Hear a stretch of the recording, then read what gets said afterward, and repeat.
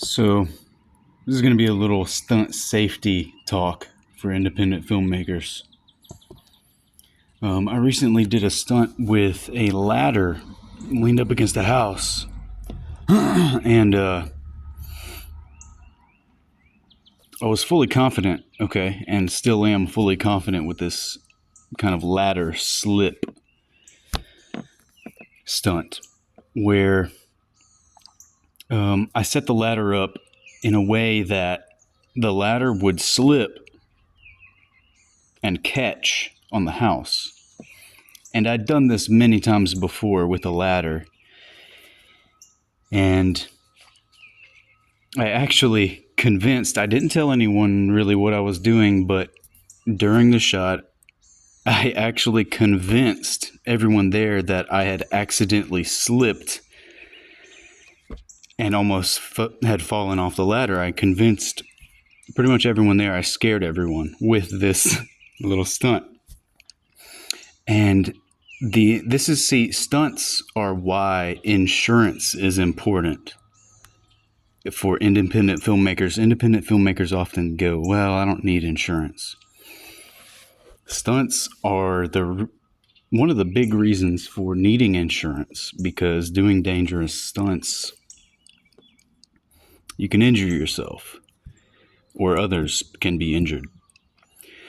So it's important. It's always important to, if you can afford it, hire a stunt coordinator who's qualified in the specific stunt that you're trying to do, whether it be a fight sequence or, for example, a accidental ladder slip.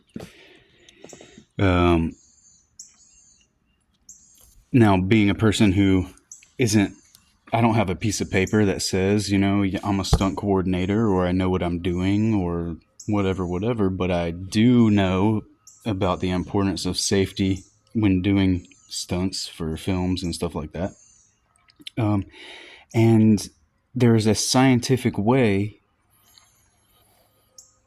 that the audience doesn't really necessarily see when they watch a stunt sequence or a fight sequence or whatever it is on their favorite movie or a new movie that they're watching. All these behind the scenes type things are not really seen by the audience. And it's very important to actually have those things in place. But if you feel that a stunt coordinator or professionals in stunts are not in your budget, maybe consider a workaround using editing techniques. Or can you rewrite the scene? Is there a way to rewrite the sequence?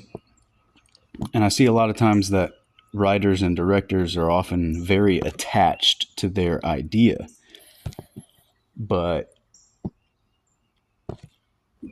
notable directors I've seen in interviews say that their film is fluid.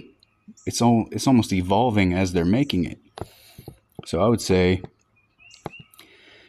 don't get too attached to a specific thing that you want to create in a stunt sequence or whatever it may be. Even in a scene that doesn't involve a stunt, there's always this evolutionary process within your scene, I feel like, that you can always rewrite, or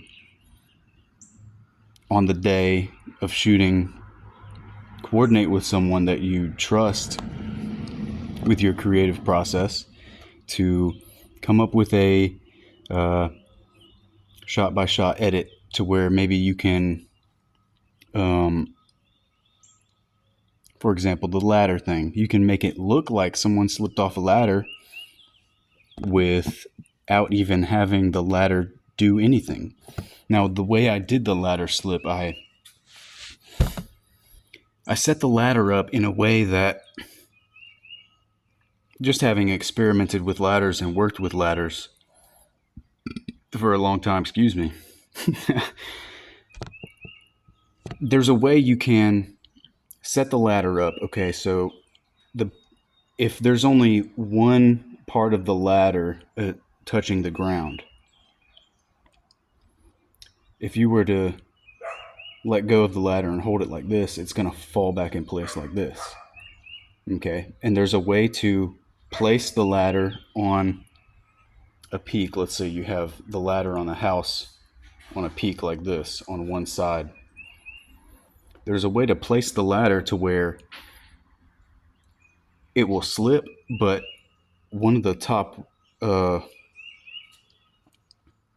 side of the ladder will catch on a spot. Okay. So if you've got, like, say, the whatever side this is off the ground, it's going to fall into place here.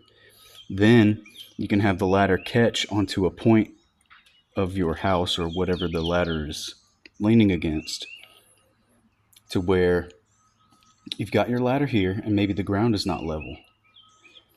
What I'm saying is there's a way to scientifically analyze your sequence or your object, the ladder, to have it be impossible for you to fail, for you to actually fall, but to have it look like you're going to slip and fall. Have it look like the ladder slips and catches, right? So, yeah, it's always important to be safe. Safety is the number one factor, essentially.